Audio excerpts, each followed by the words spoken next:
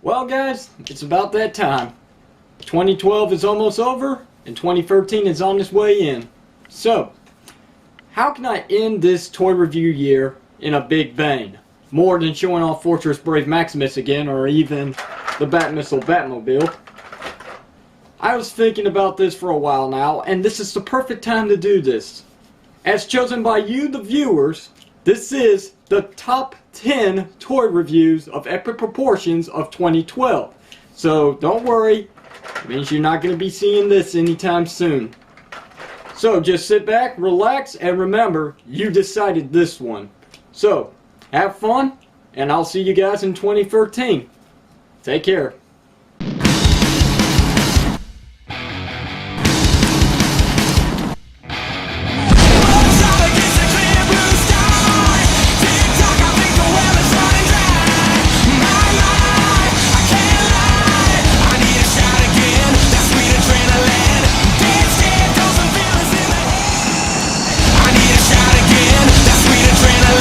Space Pirates, or as they're called in Japanese, Gokaiger, which is Gokaiger, symbol of a ranger key, which is supposed to be like the skull and crossbones. Where do you get Power Ranger figures from Bandai America that do this bicep rotation? Very awesome. Ball jointed head. Look at this, look at this, look at all this articulation on this figure. It's just sick. It's SIC. It's sick. Very sick. Very cool. I love it. Look at that. He can do a crotch grab. Ooh, ooh, ooh. Just like in the Japanese show, if I'm not mistaken, Captain Marvelous always crosses his arms because he's big, he's bad, and he acts like Superman. Ah! Ah! Don't we all have a little Captain Marvelous inside of us? Remember, folks, please drink responsibly or get pulled over, and it's the slammer for you. Shazam! I need a shot again, that sweet adrenaline. With that out of the way and taking some credit, this is it. This is the review that everybody's been waiting for ever since I announced that I have this thing. Joker Cycle, which was kind of silly. The chassis is all design. Kenner was amazing when it came to this stuff back then. Look at all this detail. It's just thrown in. There's no purpose, but it does make this thing pop. It is just so breathtaking, so fantastic, so well done. If anything, it's overdone. Not in a bad way, but in a great way. Are over-detailed in pipe. Look at that. This was not on the actual model itself for the Tim Burton film. It was have these, even though it kind of ruins the bat symbol right there, it actually makes it look like the bat suit from the Tim Burton film. It's got the extra fins at the bottom of the tail, doesn't it? Just for the taste of it. Just for the taste of it, Diet Coke. Ugh, it's flat. Attitude as a special, a 3-in-1, and honestly, I'm just gonna go ahead and tell you guys the truth right here and right now. The only reason why I'm actually doing 3 instead of just 1 is because I've had quite a few issues with people leaving me emails stating that my reviews so far on these figures has been quite short. Well, yeah, I mean, I did change the format, the style I do my toy reviews in. It's a near breakage. I decided to do a little homaging work to Michelangelo's weapon of choice, his nunchuck. And when stored in Michelangelo's hands, they definitely give a little more action vibe to this Ninja Turtle. I, for one, cannot wait for it to premiere on Nickelodeon.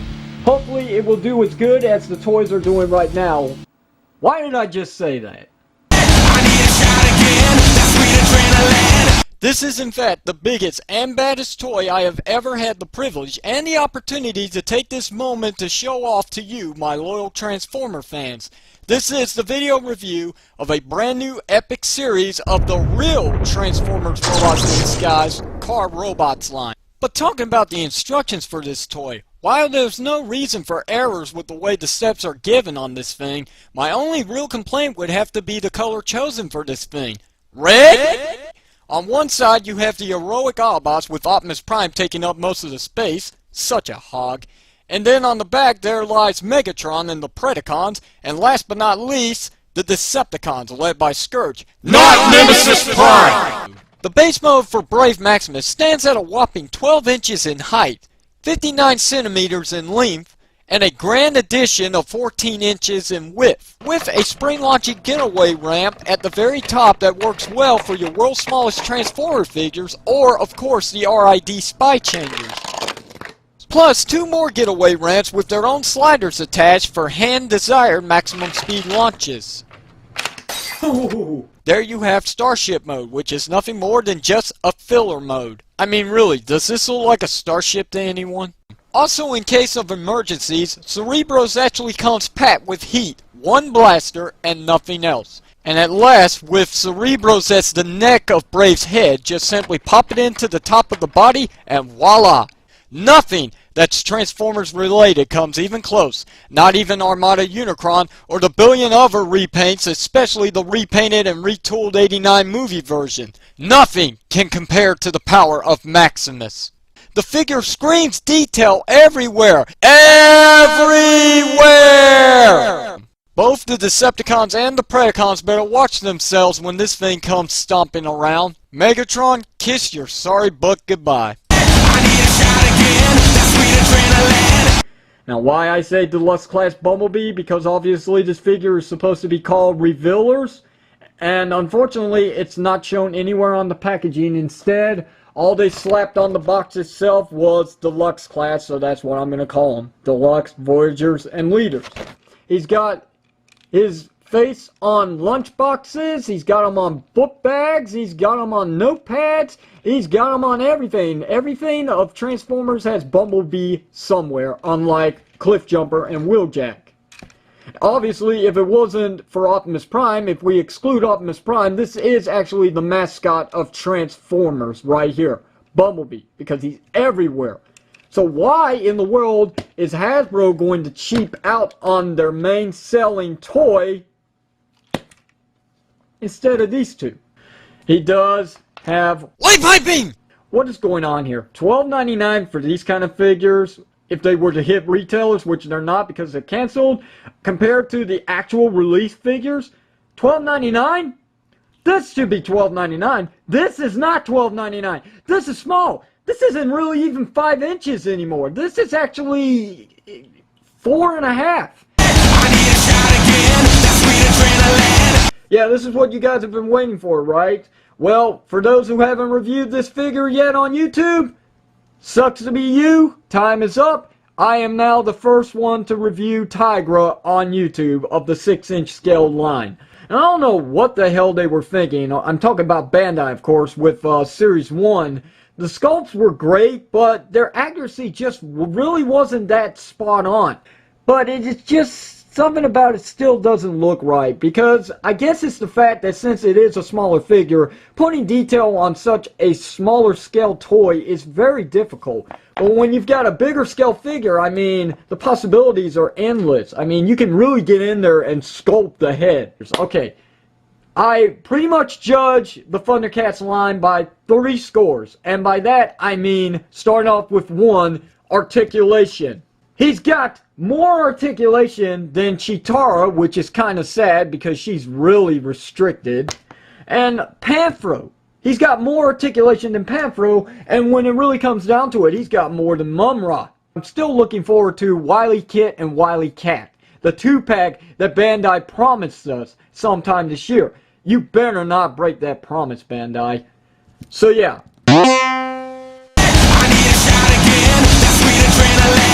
You're about to hear this from me, and what I'm about to tell you is the actual truth. The honest-to-God truth, I kid you not. I love this toy. The fact that this truck mode does not look anything like the actual cartoon or CGI animated series itself, it really does stand out from this. Guys, I'm just going to come out and say it right here without hiding it. This Optimus Prime is well worth a look at. He is actually a pretty cool figure, and the gimmick does actually work for this figure. I don't know, there's something different about this plastic. It feels a little different, like maybe it's a new style, a new kind of plastic that they're using for translucent. So maybe this figure might surprise me and survive on my shelf in a couple of years. There it is. The arm is lit up with the gun, even though the barrel isn't, which this is supposed to light up the whole entire gun because everything is a clear plastic. It at least does light up the arm, so it does work. The articulation on this figure is really great. The only real complaint about this figure, it's not its gimmick, it's the fact that Hasbro could have done something a little more with the back here. A lot of people call this his cape. It's a really, really cool figure, and you just can't judge it by its look. You have to have this figure, you have to review him yourself in order to experience what this figure is all about in its good points, its bad points, and its points where it's more superior than the first edition Optimus Prime. Let's take a look at my personal favorite of the whole entire Ninja Turtles gang, Raphael from the Teenage Mutant Ninja Nickelodeon Teenage Mutant Ninja Turtles series. A checklist? They don't do this kind of anymore. Truly, this face is saying that I am one motherfucking Ninja Turtle that you don't want to mess with. Posability is not an issue with this one. Alright, now I can definitely see where a lot of people are going to complain about this.